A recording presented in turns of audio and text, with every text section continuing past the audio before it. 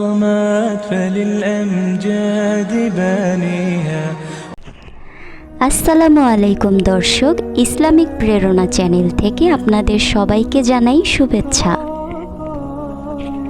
প্রিয় নবী হজরত মুহাম্মদ সাল্লাল্লাহু আলাইহি সাল্লামকে আল্লাহ তাআলা অনেকগুলো মুজিজা দিয়েছিলেন।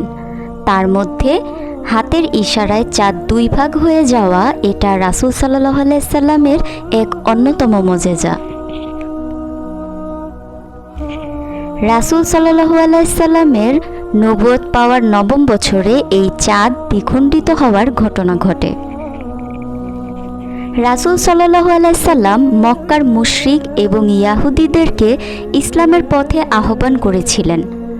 মুশরিকরা কোনোভাবে নবীজির আহ্বানকে সাড়া তো দেয়নি, বরং ইসলামের পথে আহ্বান করায় বাধাগ্রস্ত করেছে।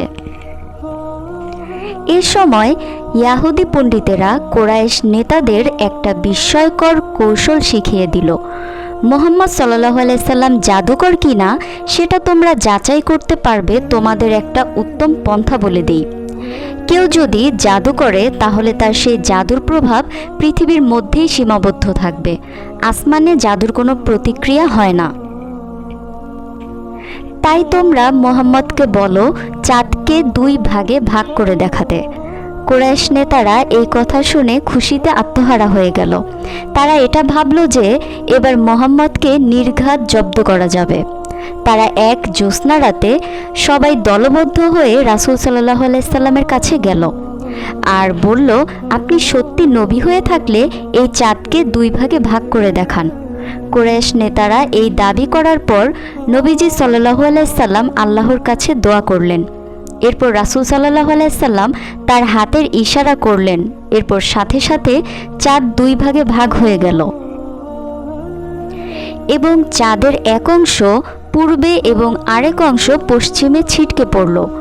দুই টুকরো চাঁদের মাঝে হীরা পাহাড় আড়াল হয়ে গেল। অতঃপর ইয়াহুদিরা ভালোভাবে দেখার পর আবার দুই টুকরো এসে একসঙ্গে যুক্ত হলো। এরপর রাসূল সাল্লাল্লাহু আলাইহি সাল্লাম বললেন, তোমরা ভালো করে দেখো এবং সাক্ষ্য দাও আর ঈমান আনো। চোখের সামনে এই মুজিজা দেখার পরেও কোনো জ্ঞানসম্পন্ন মানুষের অস্বীকার করার কোনো উপায় ছিল না। কিন্তু হতভাগা মুশরিকরা এর পরেও বিশ্বাস করল না এবং ঈমানও আনল না। তারা এটাকে পুনরায় জাদু বলতে লাগলো। তারা বলল, মুহাম্মদ তো সারা বিশ্বের মানুষদেরকে জাদু করতে পারবে না। এই অঞ্চলে বিভিন্ন স্থান থেকে লোকজন আসবে, তাদের কাছে শুনে নিও তারা কি বলে। এরপর বিভিন্ন স্থান থেকে লোক আসার পর তারা সবাইকে জিজ্ঞেস করলো। তারা সবাই স্বীকার করলো যে চাঁদকে তারা দুই ভাগে ভাগ অবস্থায় দেখেছে।